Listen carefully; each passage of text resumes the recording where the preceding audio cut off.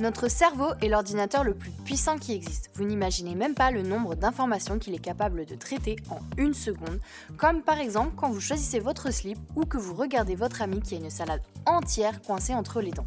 Sans cesse, il pense et raisonne. Mais le fait-il correctement ?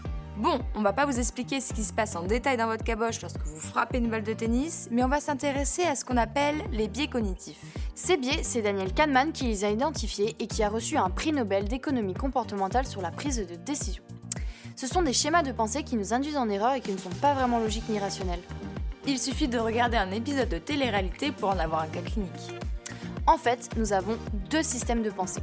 Le premier est rapide et automatique et nous demande peu d'efforts cognitifs. Il permet entre autres d'émettre des suggestions, des intuitions et des jugements. Le système 2, lui, mobilise toute notre attention, et ce qui va nous demander plus d'efforts cognitifs.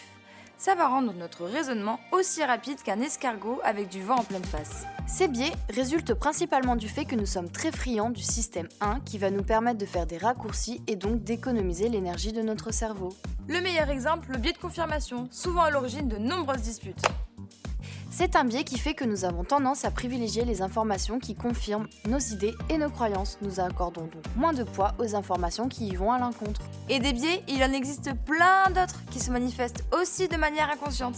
Alors vous me direz, comment y échapper ? La première étape est de le conscientiser.